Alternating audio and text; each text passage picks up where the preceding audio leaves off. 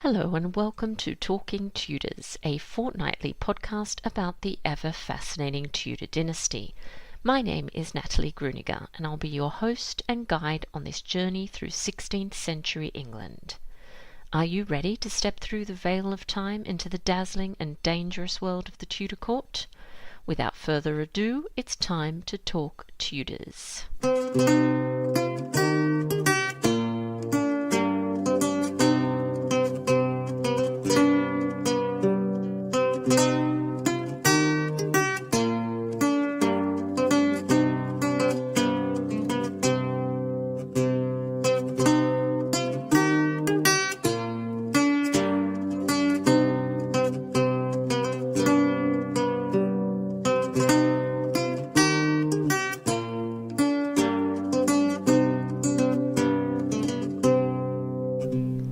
Hello everyone, welcome back to Talking Tudors episode 32. I'm your host, Natalie Grueninger.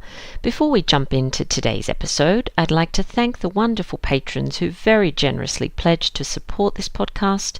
A huge thank you to Andy, Joanna, Christina, Sharon, Jenny, Julie and Noelle. Thank you Raluca, Dawn, Daniel, Leslie, Katie, Jenny, Shah, Beth, Carol and Caroline. A very big thank you to Sally, Haynes, Stephanie, Stacey, Callan, Marcus and Lauren. Thank you Denise, Can, Sandy, James, Jenna, Leah, Jenna and Melena. And a very big thank you to Taylor, Katie, Sahara, Antonio, Diane, Isabel and Jennifer.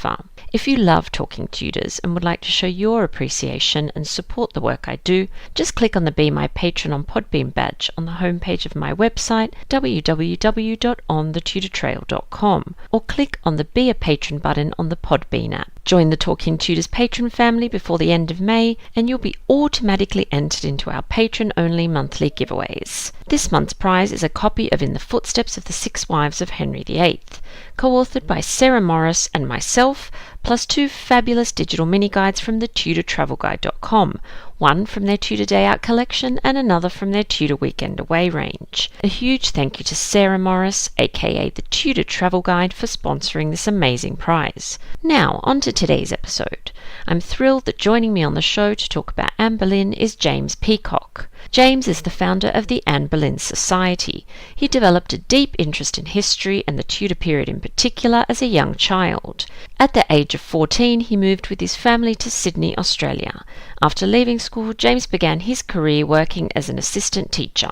After eventually moving back to the UK, he studied youth and community work, working in outreach programs, schools and youth centres, before his love of history eventually drew him back. About 6 years ago, he decided to change careers and return to his original interest, history. My conversation with James straight after this musical break, courtesy of singer-songwriter Karliene. The song Elizabeth is from Karliene's new album by the same name. Sapphire blue, pale skin like the moon, a crown of fire and gold. She will be loved, this I know to be true, my Elizabeth.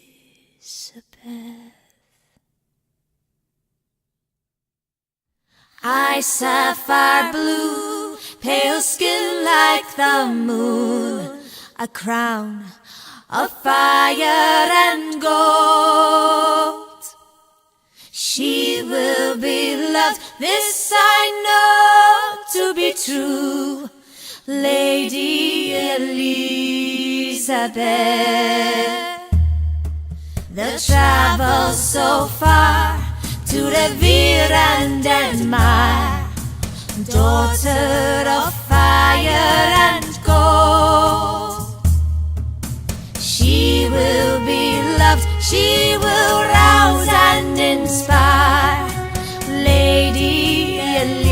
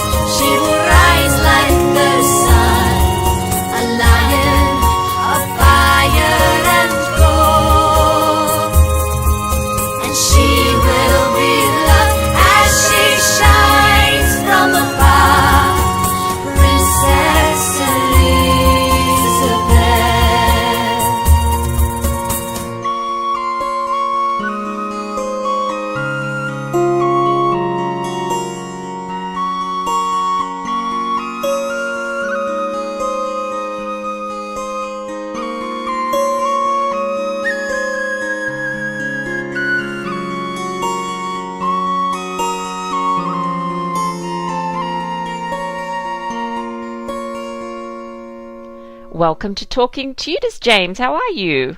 I'm very well, Natalie. Thank you very much for having me. Oh, it's an absolute pleasure, and I'm really looking forward to our chat.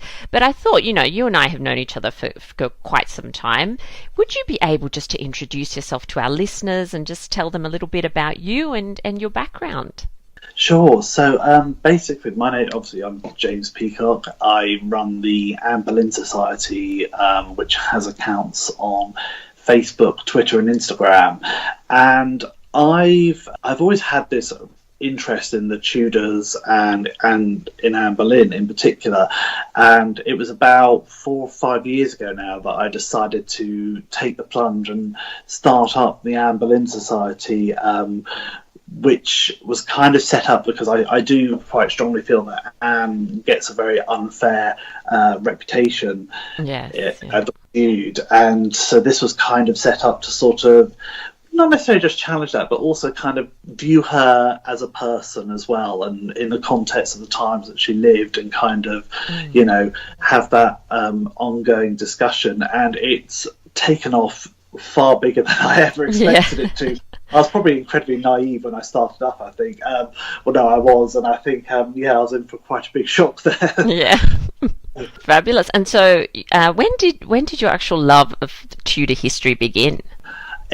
I must have been about 6, 7, 8 years old. I remember visiting like the Tower of London and places like that, and having this incredible fascination with everything around the history and everything. Yeah. And I remember visiting Hever Castle and stuff as a young child, and I used to read a lot of the like horrible history books and things like that. And I remember watching films and stuff on the Tudor period. I think a lot of it must have gone over my head, but I do remember watching the films like Anne and a Thousand Days and like Elizabeth R and things like that with Glenda Jackson, which are just fantastic, and that just really got me into it from such a young age, really. And I sort of veered off it in my teens, as people do. Exactly. Other interests came about, living in a different country, for example. But then it was around about the age of 20 or so I got back into it, and particularly when I came back to living in England again. And it was about 5, 6 years ago now that I decided, I need to start really tapping into this, and I've never looked back since, really. Well, it's such a fascinating period, isn't it? Once you kind of get caught in the web, as I like to say, there's no escape, I don't think. Oh, no, there's just, I always think there's something in there for everyone, no matter what your interest is. I mean, history, I think, like that in general, but particularly that period as well just has everything in it, really, that just, and I think that's one of the reasons why it's so fascinating, really. Yeah, absolutely. Now, you've mentioned that you're the founder of the Anne Boleyn Society, which is wonderful, and I hope everyone goes and finds you after this. So you're on Facebook and you're on Twitter, and you've got a fantastic account on Instagram as well. I suppose you've talked a little bit about the fact that you wanted to, you're not trying to correct anything, you're just trying to get the story out there and explain that Anne was, of course, a person. Sometimes we forget they were human beings with lives and, that sort of thing. So was there a sort of turning point where you said, was there something particular that inspired you to start it, or was it just a gradual thing where you came to just feel that was the right thing to do? I remember the idea first came into my head around 2013 when there was the whole discovery of, it was confirmed that the bones in the Leicester car park were definitely Richard III's, and I'm pretty sure it was Sarah Morris actually on her Facebook page that said something that I remember her replying to someone and saying, yes, Anne Boleyn should have her own society. She'd probably, she's as famous as Richard III, and that's kind of what started my interest. Really, that started the thought process going in my head, thinking, why doesn't she have something like that? And then it was about a year later, I thought, you know what, I'm I've been thinking about this for over a year, wondering when's the right time to do it. Do I know enough? Do I kind of, would I be experienced enough to really start something like this up? And then I thought, you know what, I'm just going to do it and see where it leads me, and I'll be learning along the way. And yeah, that's kind of when it all started. And I think, it kind of took off really, far more than I expected to straight away. But I guess that just shows how popular Anne Boleyn is and how much of a fascinating person she was. Absolutely. Now, I'm glad that you said that, because I'd like to know, or I'd like to hear more about what it is exactly about Anne that you find so fascinating, or that you admire so much, enough to obviously put in a lot of hours into the work you're doing. Yeah, I think there's more than, I guess really there's a couple of answers to that. Hopefully you won't regret now asking me that question. I think, for example, the first start is she's got this incredible story, Here's this woman who she was a fairly noble birth. She was quite heavily connected to the aristocracy, the Howard family, descended of royalty herself, but she wasn't necessarily a princess. That's right. And goes over to the continent. She has this incredible education, this incredible sort of start in life, which is usually something that princesses get themselves or something. And when she develops such an intellectual passion and stuff whilst she's over on the continent at the courts of like Margaret of Austria and then the court of France, and then she comes back to England, and she always sort of stands out, it seems, because of her fashion sense and her intellect, her experience. And then she, after a few years of a couple of failed marriage negotiations, the king suddenly notices her, despite the fact she's been at court for a few years, suddenly notices her and takes such an interest in her, and their relationship is such a fascinating one because it's changing the whole course of the country. But she's also someone who stands up for herself very much. And then of course the king marries her. He has her crowned like a monarch rather than a consort. Exactly. And then got the whole, the turbulent downfall and everything, which is just the more you read into that, the more it's like, oh my gosh, this is like something out of a TV drama, or absolutely, like Game of Thrones or something. You just can't imagine, being actual history. And then of course you've got this flip side that about 20 or so years later, it's her daughter who goes on to become one of the most well-known monarchs. That's right. So has this incredible impact in so many different ways, through the Reformation, through her daughter, through herself, really, through her own sort of story, her involvement in politics and interests. And it's kind of never really has, it's such a deep, interesting story that you almost couldn't make up for any sort of, most people would hear that, I'm sure, and think, gosh, this sounds like something out of a TV drama. That's right. Reality. But it is reality. It's her story, and that, I think, is what's so interesting. But she gets portrayed in so many different ways. One side seems to view her as this schemer, this someone who set out to become queen at all costs, someone who was very ruthless. Other people seem to see her as a victim of family ambitions. Neither of those, I think, is correct at all. I think you've got to take much more of a middle view on that one. And she was someone who made her own choices, really. She was, at the end of the day, a real person surviving in the 16th century, really. That's right. Yeah, that was, I went off a bit of a tangent then. I'm sorry about that. Sorry? No, go ahead. I went off on a bit of a tangent there, I'm afraid. No. And look, I completely understand about going off on tangents when talking about Anne Boleyn. Happens to me regularly. So, so her life is it's just remarkable, isn't it? And on a more sort of personal level, what are the qualities that you admire in her? I think for one of, and it's quite appropriate you asked me that at the moment. Now we're in the month of May. Yeah, of course. Yeah. Leading her downfall and everything. Well, her downfall's already taken place, but it's her execution we're coming up to. And I think that's the quality I really admire about her, is the way she kind of faced her accusers, particularly at her trial, and she gave that incredible speech after being declared guilty, and just her kind of the way she faced death and the way she, you know, she was confident in the fact that she was innocent, and a lot of and other things like, you know, the way she kind of jokes that she's going to be remembered in history as Queen Anne Lackhead just hours before her execution, and mentioning her little mare. It's that kind of dark sort of humour that she had, that kind of, you know, bold and fearlessness that I think is just so admirable at that particular time, that you sort of look at it and you think, wow, that is quite something there for someone to have that, and yeah, quite remarkable, really. Absolutely. And I have to say that her courage, you know, I draw strength even today now in my own, you know, life, my own personal life. I draw strength from Anne's courage.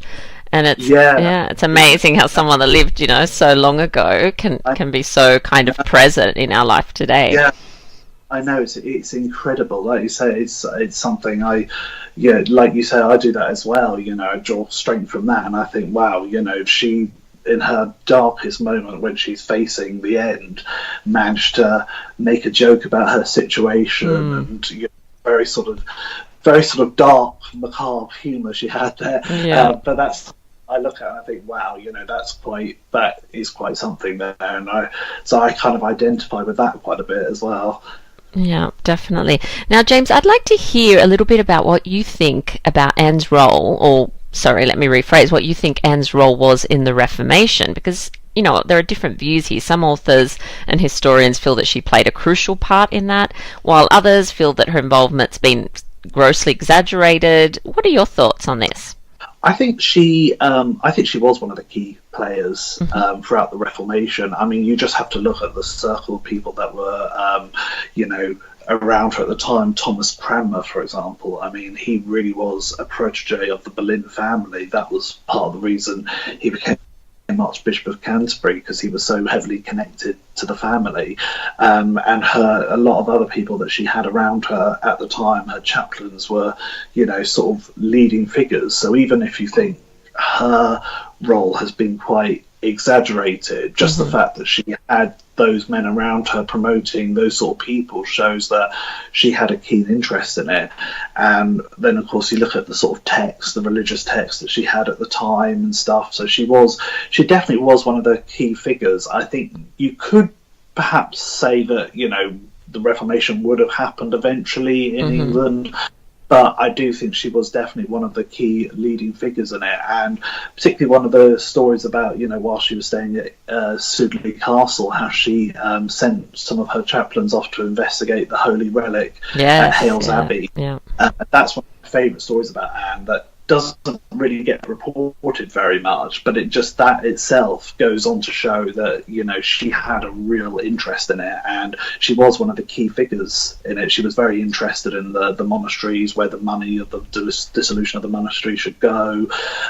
So she was very, you know, I do think that maybe I wouldn't say she was the main cause of it or anything, maybe perhaps not. I would definitely say she was a leading figure in the Reformation and sort of spearheaded it really to a degree. And yeah, she's, even if you think her role is exaggerated, if you look at sort of the people, as I said earlier, you know, the people that she's promoting in her circle end up being some of the key figures from that period, from the Reformation. That in itself shows that she's had a role in it, regardless of whether people think it's big or small. Definitely, no, and I agree with you, and I think also just, you know, introducing certain texts to Henry that perhaps he wouldn't have gotten his hands on until a bit later, or you know, whatever the case may have been. I mean, she used her relationship with him and the influence she had on him at that time to introduce that sort of text, which kind of helps him come to some of those ideas, which is, you know, I mean, he may have got his hands on them eventually, he may have come to without that, but at that moment she definitely helped influence him, and that is a huge role. Yeah, absolutely. Now, you know, obviously you and I are both big Anne Boleyn fans. I'm sure anyone listening can going to hear that in our voices. But, there's lots to admire about her. There's many qualities that I admire, but I'm not one of these people that thinks she was a saint by any means. She was human and was nuanced and had, many sides like we all do, obviously. Yeah. Why do you think, though, that after all this time, Anne Boleyn continues to be such a polarizing figure? Like, we're talking 450 plus years since her death, and still people will engage in debates and arguments online. And, why do you think? I know. I think one thing with Anne, I always kind of feel that, I don't go for this view that she was a woman ahead of her time as such, because I personally don't think it's possible to be ahead of your time without knowing what's going to happen in the future and anything. And I think she was very much a woman of her time. But I think to readers today, reading the books and everything, or the biographies and all that, she comes across very much as a real person. A lot of people can come across a bit one-dimensional, a bit sort of, either very pious, very this, very that. Anne comes across as a mixture of everything. She comes across as a real person. She is very religious and she's very charitable, but she also, you can sense her insecurities, her jealousies, her temper and everything. And I think that kind of mixture and that balance is what a lot of people can identify with so much that readers today become so fascinated about her. And I think the fact that she shows both of those shows people either latch onto one side or the other. Yeah. And it creates debate, because she gets portrayed, like one film or book you could read about her can portray her as this completely nasty person. Another one you can portray her as the complete opposite. So there's that kind of fascinating kind of two sides of it, really, that people seem to sort of split to one or the other without sometimes looking more in the middle, really. Yeah, no, that's true. And it's just, I find it so interesting that she was so, she had this polarizing effect during her lifetime. People either loved her or despised her, and it sort of continued on, which is just amazing, isn't it? I know, it's incredible. And for me personally, one of the things I quite like is the good and the bad side, because I think you've got to take both of those in equal measure, because she wasn't a saint. And that's quite one of the reasons why it's kind of liked her so much and kind of found that sort of identifying side with her, is the fact she wasn't perfect, whereas sometimes you can read about these sort of figures and they can come across a bit too perfect, a bit too saintly, and you're like, ooh, I don't know so much. But she is someone, I think, who modern readers, although I wouldn't say she was modern, but I think modern readers can identify with her on that level, I think, really. Yeah, definitely. It makes her more human, for sure. Yeah. All right. Now, you've mentioned that we are, of course, coming up to the anniversary of Anne Boleyn's execution. What do you think? This could go on for hours, really. What do you think led to her downfall, and why wasn't it enough for Henry just to annul his marriage? She didn't have any, important, like Catherine had, obviously, all her relatives that would have, kicked up a stink. But what do you think? Why didn't he just annul his marriage to Anne and send her away from court? Oh, that is such a good question. It's a tough one, isn't it? Gosh, it is a tough one, and like you said, this could go. We could go on for hours on this. I think with Anne's downfall, I don't think there's one particular thing that kind of led to it. I think it was this bizarre situation that you can't, when you read about it, it's like everyone involved, from Henry to Cromwell to the men accused of her to the Seymours, everyone seems to have been caught up in this tangled web, and events seem to have spiraled so fast out of control so quickly that I think everyone was just completely amazed by what happened. It just seems like this state of shock. Like when you read the ambassador reports at the time, they all just seem completely and utterly in shock by the whole situation, what's going on. And there's almost this kind of, it's a kind of time when things are said, everything's getting twisted round to mean something else. And it seems that the king at that time is having these sort of insecurities in himself. He hasn't got his male heir. He's recently had a jousting accident, and some say that could possibly him with some sort of brain damage. we'll never know for certain, but there's that kind of sense that something's changed in him over the time, and they've managed to tap into some sort of insecurity and vulnerableness on his side that sort of spiraled further out of control. And it's kind of something, this bizarre event is happening that everyone's been caught up in, and no one seems to know quite what really is going on. I always find particularly it's interesting around this sort of time when her arrest on the 2nd of May and stuff. There's the report that access to the king at that point is being heavily guarded, so very few people are able to get to him, almost like they don't want to change his mind, or he doesn't want to change his mind, and he's worried that if he sees anyone he'll change his mind. So it's like this kind of, he's hiding away from everyone, and for that period he's very much out of the picture. It's almost like nothing, it's almost like he's not involved. Could be taken as a very good way to pass the blame on to someone else. Yes. At that time. But yeah, it is such a fascinating subject, and particularly the whole, could he have just had his marriage to Anne annulled? It must be something like, the whole, after what happened with Catherine of Aragon, it was a whole sense of, like, let's remove the whole obstacle quickly, just in case someone did claim that his marriage to Jane wouldn't be valid or something, or it was like a way of removing that obstacle, from being in the background, but also anyone who may have supported her, like her brother, Henry Norris, stuff, and let's get rid of that faction, let's weaken the Boleyns so much that no one can actually stand up and even after he's married Jane and speak out in her defence. And it was this incredibly dark time that after it happened almost seems to try and get hushed up, almost like it never existed, she never existed. It was almost like the king then tries to block her out of his mind so he doesn't have to remember that, because there must have been a time where he looked back and thought, wait a minute, what have I done? This woman that at one point he loved so much to change the whole, or to suddenly signing her death warrant, it's like, wow. Exactly. And then I often, we'll never know for certain, but the fact that he then doesn't seem to really mention her again, and kind of any mention of her for the rest of his reign is very suppressed, that factor shows that there must have been some level of guilt there somewhere, that it's almost like an out of sight, out of mind, let's forget it. Yeah, definitely. Like, as you were speaking, I was just getting imagery of like a perfect storm, if you know what I mean, or everything kind of came together, and this event, it feels like it began, and then it had its own momentum, and it just kept growing, and it kind of, as you say, just sort of took over. But it's very interesting that you mentioned the access to Henry, because this is so important, isn't it?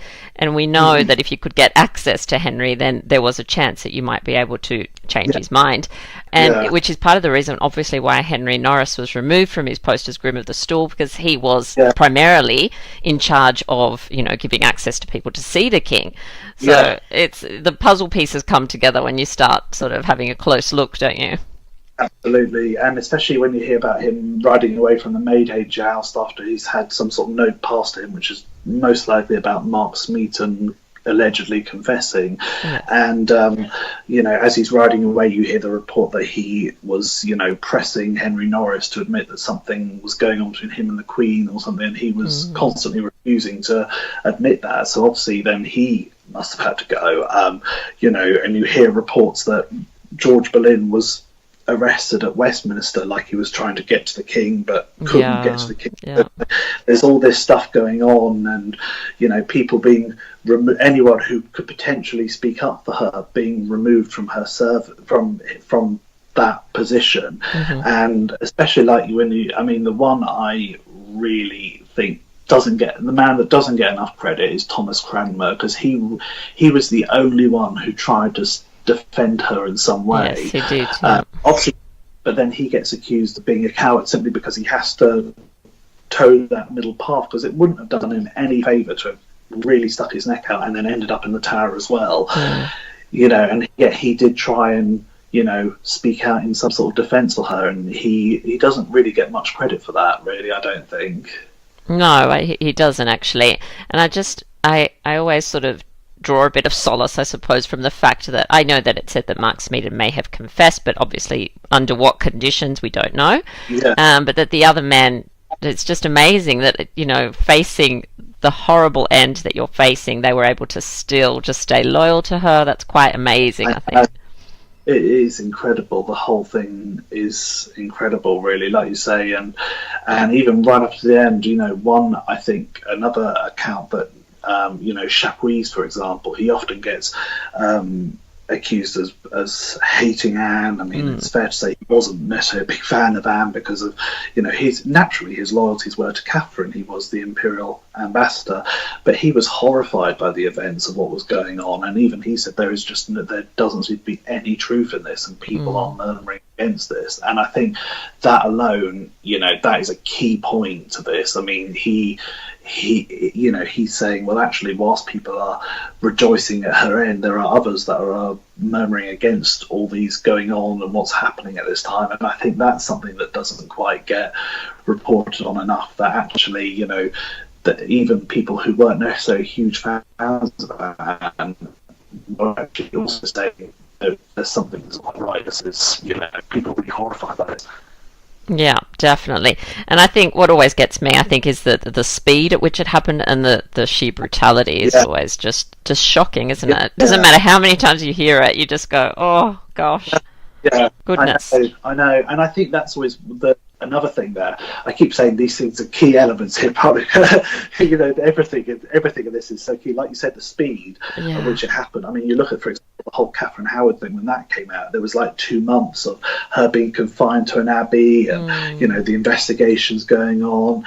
With Anne Boleyn, it's like just under 3 weeks or something, and she's gone. You know, you know, things were happening at a rather alarming rate, and it's just sort of a bit like, it is just very disturbing, you know. It is, yeah. That alone just shows the whole setup, really. The whole kind of the thing was a setup there, you know, and and I think one of the reasons really why so many historians today who have studied it academically have pretty much all, bar a couple, come to the conclusion that she was innocent, and I think that's that goes to show. Yeah, absolutely. Well, I know we could talk about this forever, but we'll have to just slightly. Well, before I change topics, actually, I wanted to ask you: do you do anything special to commemorate the anniversary? So 19th of May. Oh, do I do anything special? I mean, the last couple of years I have sort of been involved in sort of different like projects and things. So back in like 2016 I took part in an Anne Boleyn Day, which is part of Make Global, part of Claire Ridgway's, who runs the Anne Boleyn Files, which I remember you also took part in, Natalie. Well, so that was something there. And this year actually I will be marking it. I'm joining up a bit with Beth von Stats from QueenAnneBoleyn.com. Oh, lovely. And we're sort of a little thing for Anne Boleyn, so sort of asking like various historians, writers and things to contribute something as to why they feel Anne Boleyn should be remembered. Of course, I'm actually invited to participate, so I should have known. Known that. You are indeed. I very nearly said that, and then I was like, hold on a minute, I'm sure you're invited. Well, that sounds good. Yeah, I'm looking forward to reading everyone's responses to that. So will that be posted on, where will that be? That'll be on QueenAnneBoleyn.com, but obviously I'll be sharing it on all my platforms as well. And I'm so excited because Tracy Borman's written something as well for it, which is fantastic. Alison Ware, Leander Delisle, and we're still sort of trying to reach out to some other people as well, so hopefully have more confirmed soon. Yeah, that sounds great. That sounds like a wonderful way to commemorate that day. Really. One day I hope to go to the tower and lay sort of rose flowers or something on her grave, but you've always got that. I always feel that at that time they must have so many people turning up with them. I'll probably do it on another day or something, like 1st of June or something, commemorate her coronation instead. Do you know what, James? I was actually very privileged to have done that one day. It was many years ago. I was there in London on the 19th of May, and I managed to get permission to actually visit the chapel and lay a lovely bunch of flowers. I was with Sarah Morris as well, and it was such a moving experience. I can't tell you how moving it was. We were alone, just the water and one of the guides and Sarah and I and another friend that we had at the time there with us, and it was unbelievable, really unbelievable. Oh, that's incredible! Such a moving experience. I can't imagine. Well, that's one day I hope to be that lucky. But yeah, that's incredible. That's one of those memories that just stays with you then forever, doesn't it? Absolutely. To be that close to her, her mortal remains is something just mind-boggling, and not just hers, obviously, but George's and Jane Boleyn's and Catherine Howard and everyone else that's buried there, unfortunately. Absolutely, yeah, it's incredible. And like you said, there were so many people in that chapel, or just outside the chapel as well, connected to it, that often tend to get forgotten, or they've been unfairly represented as well, like her brother, her sister-in-law and stuff, and those sort of people as well, really, that should be remembered just as equally as well. Yeah, it's very moving. Now, I mentioned earlier, my deep connection with Anne, and that she feels very present to me in my kind of everyday life. Even when, at times my path leads me completely elsewhere. She's kind of like, I suppose, best way to describe it, she's like one of those, those really good friends that you don't need to talk to every day, you don't need to see, but when you do, when you connect, it feels so right and so comfortable. Like, that's kind of how I compare my relationship, if I can put it like that, with Anne, even though she's been gone for so long. So and we touched on the fact that we both draw from her courage. So if ever I've got something that I think, no, I'm just not brave enough, it only takes 1 second for me to think about Anne mounting those steps onto the scaffold with such grace and such dignity, and suddenly I have all this extra courage thanks to Anne. So why do you think, James, that people should continue researching and studying Anne Boleyn's life? What can her life teach us that we can kind of use today? Well, I think there's, particularly today, there's this whole sort of, over the centuries, the whole like feminism movements develop, the whole, women leaders in politics and things. And whilst I don't feel that Anne was a feminist in particular, but I feel that a lot of people today reading up on that can identify that with her. She was someone who, whether she meant to or not, did challenge the whole society, the patriarchy society at the time, by refusing to be, answerable to men, refusing to turn a blind eye to her husband's infidelities, refusing to stay sidelined in her role as queen, for example. She was getting involved in politics, the Reformation and things, and I think she didn't start this whole feminism movement during her time, obviously. That started centuries later. But I think people interested in that movement and, having a keen role in that movement can look to that and sort of draw this inspiration from her, particularly, and I think, from her, like as I was saying, her role in each of those things like Reformation, etc. And I think there's so much more to be discovered about her, and I think, people reading stuff about her, there's a lot of stuff about her that doesn't get reported, the whole story of Hales Abbey, for example, very rarely mentioned, things like that. There's just so much more out there to really discover about her and kind of get this more balanced view on her, really. So I think there's so many reasons why she should continue to be studied throughout, by numerous people for years to come, and also I kind of hope that eventually her role in history will be more celebrated, and she will become less viewed as this controversial figure, but more as someone who actually had a huge contribution to the role in history for a number of reasons. I hope that's something that eventually, without it obviously ignoring the less appealing sides of her personality, as I said earlier, you've got to accept that as much as the good, really. That's part of her character. But yeah, that's something I really hope eventually we lead on to, is celebrating her role in history, and also for the other wives as well, really, kind of not just as Henry's wives as part of this rhyme, but actually, each of them having this big role in history individually, and that in itself, seeing them as individual, as women, really would be as queens as well, would be a huge reason, what we're part of that whole push that we've got to do to make that happen. Yeah, definitely. And there's always hope, of course, that we may find some other things. I'm still waiting for the Holbein portrait to come out from somewhere. I don't know, from behind a cupboard at some stately home. Everyone, please check your cupboards. I know. That has got to come out one day. I just hope it does. Too. And also, like, the letters that she wrote. The letters. Where are the letters? They must have been stolen as well, surely, and being hidden somewhere and just been forgotten about.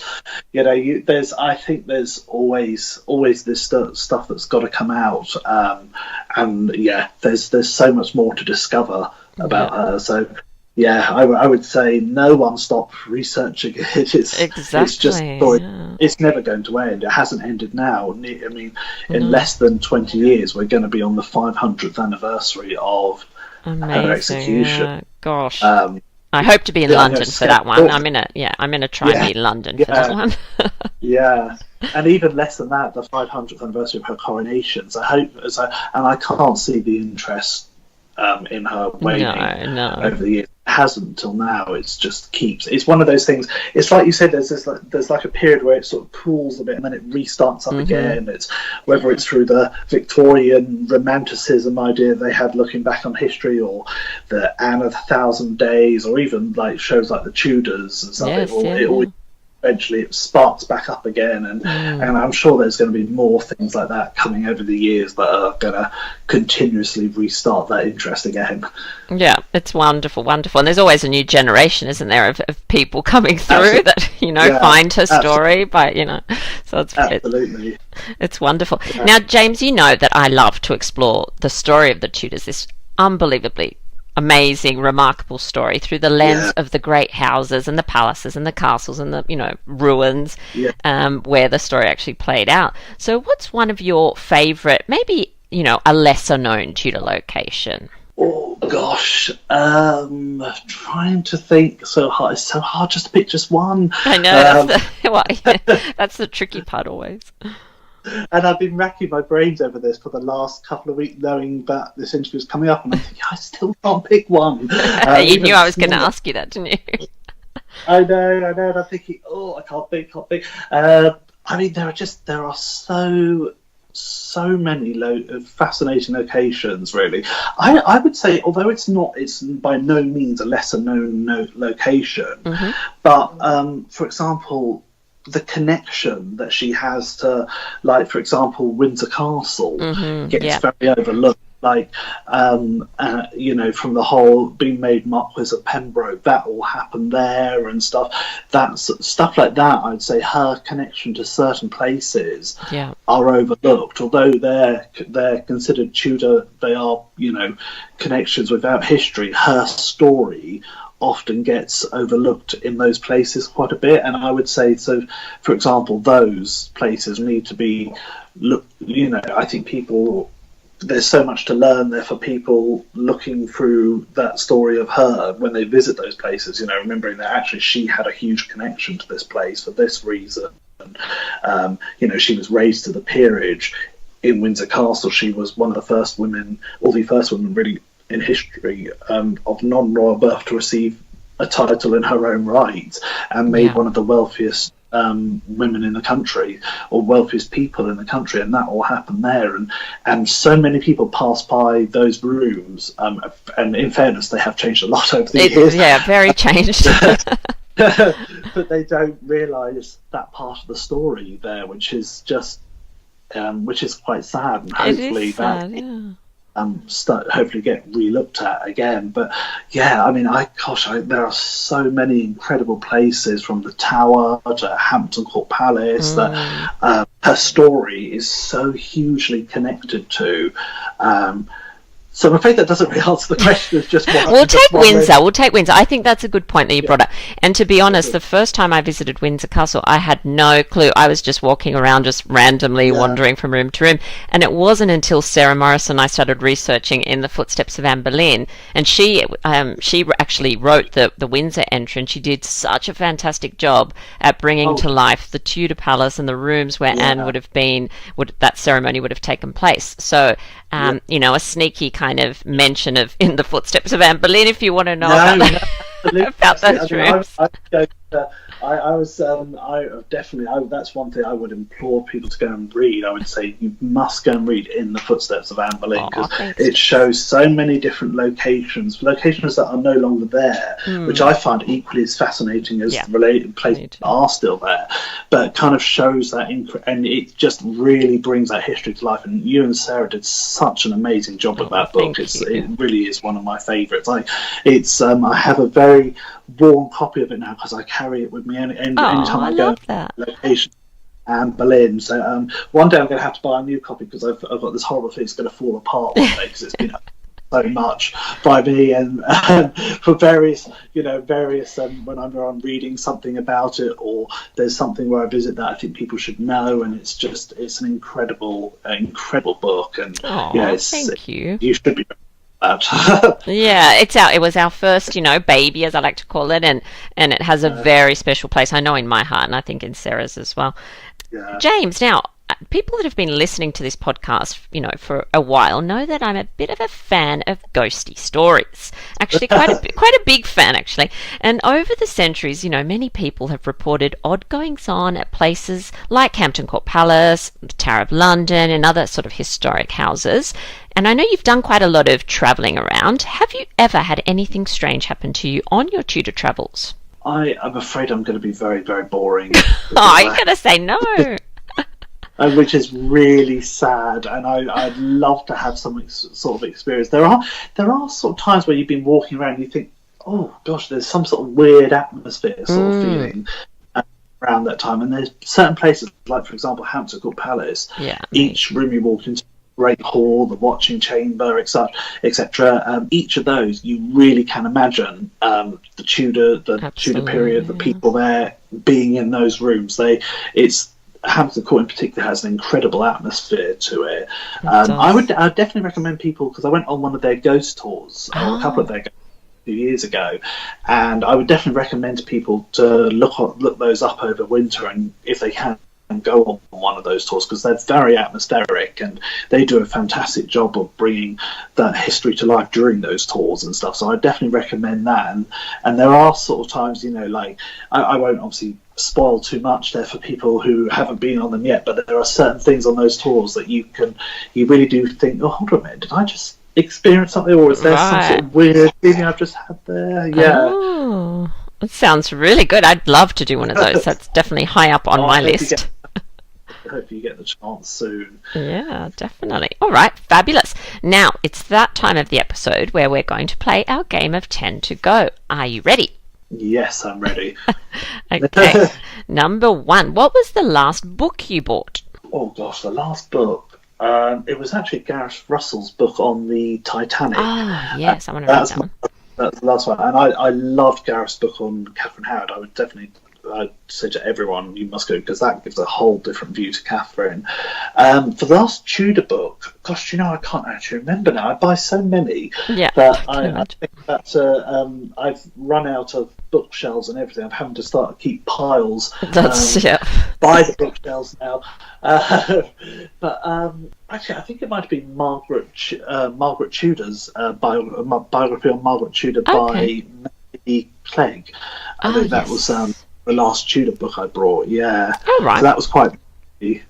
Excellent. Thank you. Now, what song instantly lifts your mood?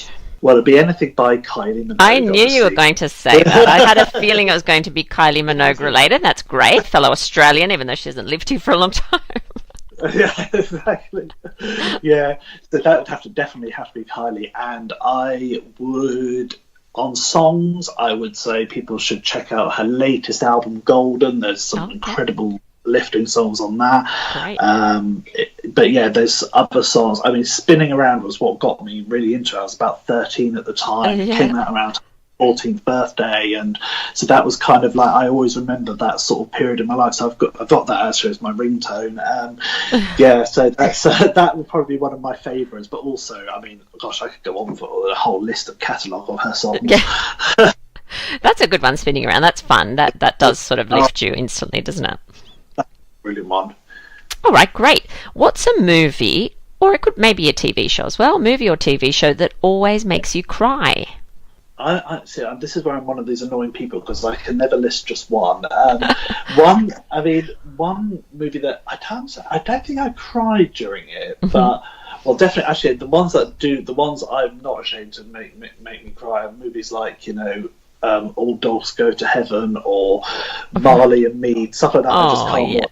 I'm just broken afterwards. But other movies that really sort of there are numerous movies that, like I was watching Stand By Me recently. I love Stand By Me. The ending, especially the whole story of River Phoenix and everything, is just like, that is, So that's one movie I have to be in a certain mood to watch, because otherwise I will just be broken afterwards. That's right. Yeah, that is a beautiful movie, that one. And what about comfort food? What's your favourite comfort food? Oh, comfort food. Gosh, anything chocolate, anything sweet, is definitely. So like a good cake or something. I mean, I will just devour it. So I have sweet teeth and gums. Really, I don't just have a sweet tooth. It is my weakness, chocolate or sweets or anything like that. There you go. Now we know how to get back into your good books if we ever get out of your good books. We know. Now, this next question is very important. This could make or break our friendship, James. Are you ready for it? Oh, gosh, go on. Are you a fan of Game of Thrones? Oh, I am a huge. Yay! We remain friends. How fantastic! Absolutely. I just recently watched the last episode. Oh, good. We better not ruin it for anyone else that might have not seen it yet. But I was just on the edge of my seat throughout the whole thing, and I'm still in shock. And I'm going to have to go and watch it again. Yes. I'm so glad that you said that you are. That just makes me so happy. Excellent. I can move on happily now. Have you ever had a dream about the Tudors, or dreamt about Anne or any other Tudor personality? Yes, I'm sure I have. Can't quite remember exactly, but I definitely have remembered. But none of my dreams are ever vividly sticky in my mind afterwards. They always come very jumbled afterwards. But I do remember there have been vague moments where I have dreamt about Anne. I've also had quite a few dreams about Kylie as well. Just throw that in. Anne and Kylie, I could see your favourite women there, Anne and Kylie. Absolutely, I'm waiting to the one day where I have a dream of them both in it together. That'll be that I definitely will remember. That sounds very interesting. All right, next question. Do you have an embarrassing moment that you're willing to share with us? Embarrassing moment? Gosh, I have many embarrassing moments. Like, seems to be one from like the amount of times I've probably fallen flat on my face in front of people. I've lost count. Or embarrassing moments. There've been so many. Really? I constantly embarrass myself. I'm a bit like Jennifer Saunders' character on Ab Fab. I tend to trip over my feet at times and cause an absolute mayhem. But I honestly remember just one. So there's no specific one that's kind of traumatised you for your life? No, not really specific. There's been plenty of moments, as I say, tripping over or something. I'm usually that sort of person who will fall flat on their face, cause a commotion, walking somewhere walked into. Absolutely, drop something and cause absolute carnage. I have numerous. I don't think I could pick just one. There's a whole list of things that I could. That sounds a lot of fun to be around you, James. Absolutely. I do think at the end of the day, you've just got to laugh, really, and life is just about having a laugh. Oh, so true. What about an early childhood memory? I can remember visiting the Tower of London as a child, and with like family and stuff, and I can vaguely remember like pestering my mum, asking her all these sorts of questions that I don't know how I ever thought she could answer them, and I think she must. And I remember her taking me up to one of the yeoman warders or beefeaters or someone, and sort of saying, "Look, my son here is really interested in the tower. I can't answer any of these questions. Can you?" And he sort of turned me around and sort of pointed to places, saying, "No, that's where Anne Boleyn was kept. That's where Catherine Howard was kept. This happened." And that, I mean, if I was to stand in the tower now, and I've visited many times since, I couldn't remember. Probably, I can vaguely remember. I can remember obviously where location where Anne Boleyn was said to have been kept and everything. But I now it's all obviously. I wouldn't be able to remember. I can vaguely remember sort of things like that. Yeah. Wow, that's fantastic that you were interested so young as well. And then it that's amazing. I think that's what kind of feels that interest, really. Yeah. Very cool. All right. What's one of the best gifts or most memorable gifts that you've received in your life? Oh, there's a couple I can think of. One is I've received just like a few Christmas presents over the years, of like porcelain collections. You might have seen me post them. Yes, I have. You've got an amazing collection. I have, yeah. My parents have brought me those over the years, and I'm I've got now managed to get a whole shelf through, and so I've got like a couple of Anne Boleyn ones, and Elizabeth I, Catherine of Aragon, and Mary and stuff. So those are like my prize collection, really. They're beautiful.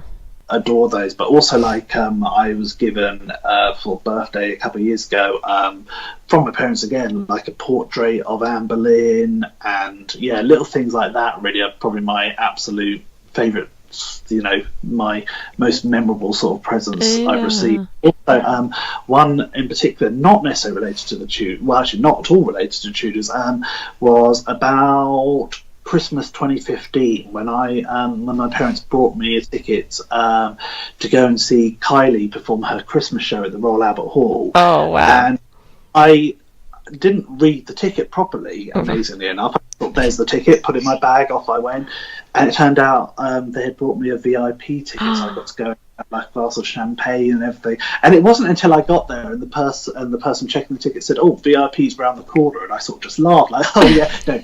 Ticket. And they were like, no, you need it. And I was like, oh my god. And I literally had not looked at it properly, so it was an incredible surprise, really. But those are sort of things about me, really, that I sort of stumble upon those sort of things by luck, really, at times.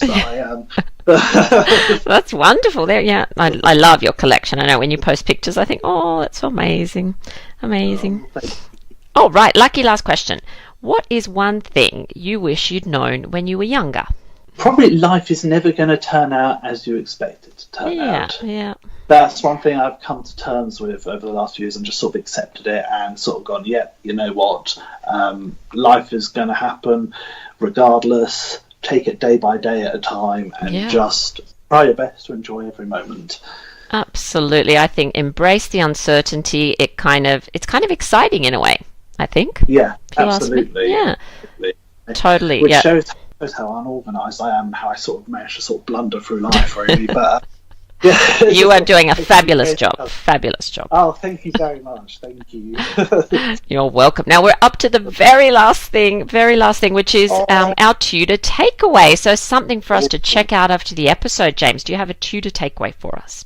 There's a couple of things I can think of, because again, one of these, I am definitely coming across one of those annoying people who just does not have one answer here. I'm very sorry. I would say to people, if they haven't seen it yet, they must go and see the film Anne of the Thousand Days. Oh yes, a favourite. Is amazing as Anne Boleyn. She is just incredible. She's so fantastic. And another one I would say, which doesn't often get as much awareness as that film, but the Elizabeth R series with Glenda Jackson from the 1970s. I mean, Glenda Jackson was just superb as a Queen Elizabeth I, and the costumes. It's one thing I always say to people. It's more like watching a theatre show than an actual TV drama. The sets are very authentic. The costumes are incredible. I mean, they remake some of Elizabeth's dresses so well. I don't know how they had the money to do anything else after that. I don't know, but it's very good, and it's one of the most in-depth series I've ever seen of her life. And yeah, Glenda Jackson is just superb as Elizabeth. She really, very much like Genevieve Bujold with Anne Boleyn, they just capture those roles so well. And those, I mean, Anne of the Thousand Days is a very well-known film anyway. A lot of people tend to have seen it. If people haven't, I would say you must go and check it out. Yeah, she is superb. definitely.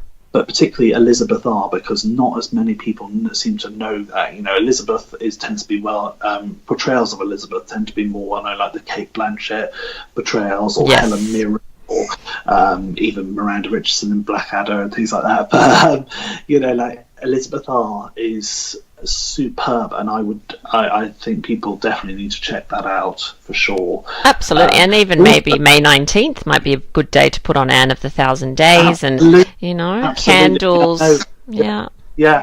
Yeah, I mean, there's I mean, you'll know what I'm talking about here, Natalie. There's a particular scene towards the end which we know didn't happen, but you wish it did. Yes. And it's so good, and the ending sort of leaves you with hope for what was going to come in the future. I sort of hope these hints are encouraging people who haven't seen it to go and Definitely, and now enthusiasm about it. Yep. Yeah, and I would definitely. I mean, there are so many books and things that I would tell people to go and read on Anne Boleyn, particularly. And I know this is going to sound like I'm very much sucking up to you here, Natalie, but your book, "In the Footsteps of Anne Boleyn." I have not paid him, ladies and gentlemen. I have not paid him to say this thing. But that shows so many locations thank you. connected to Anne that people don't realise, places that are long gone, and that's a perfect chance for people to follow in the footsteps. And as I always say when I post about it on my Anne Boleyn account, and as you say, you have not paid me to say this, but you know, it is the perfect guidebook, and I think people should read that, definitely. Oh, you are so lovely. Thank you so much. And, you know, sometimes people say to me, oh, it's a lot of, you know, people that have tried to start podcasts up, they say, oh, it's a lot of work. And, you know, this is great fun for me. Yes, it's work, but I absolutely love Talking Tudors. It's my favourite thing, and talking to people. I love it as well. I love listening to it.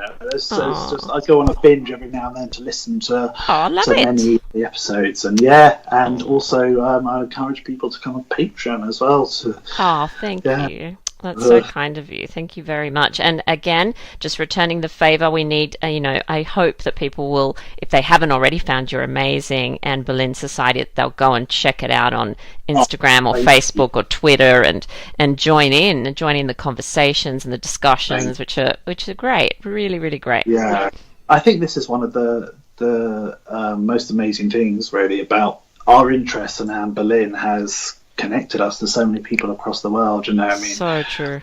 We're talking now across the oceans on here, but we've met other people as well through it, and it's just incredible, really, isn't it, to think that, you know, there is this kind of connection. You know, Anne and that sort of Anne Boleyn and that sort of period in general has brought people together, which is incredible, really, isn't it, really, to think of. It really is incredible, and it's probably, as you say, one of the best things about this whole thing. Some of my, you know, dearest friends have come from our shared love of the Tudors, so I'm so grateful, so very grateful, and so grateful that you took time out of your day. I know you're in France, I know you live in England, but you're in France at the moment, and you took time out to chat with me, and I'm so grateful. Thank you so much, James.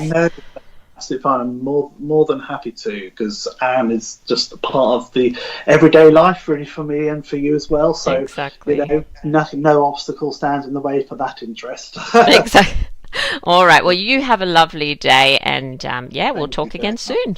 Talk to you soon, Natalie. Thank you. Thank you. Well, that brings us to the end of this episode of Talking Tudors. Thank you so much for listening. If you have any comments or suggestions, or just want to say hi, please get in touch with me via my website www.onthetudortrail.com, where you will also find show notes for today's episode. If you've enjoyed the show, please share the podcast with friends and family and click on the all-important follow button so you'll never miss an episode. I also invite you to join our Talking Tudors podcast group on on Facebook, where you can interact with other Tudor history lovers and hear all the behind-the-scenes news. It's time now for us to re-enter the modern world. As always, I look forward to talking Tudors with you again very soon.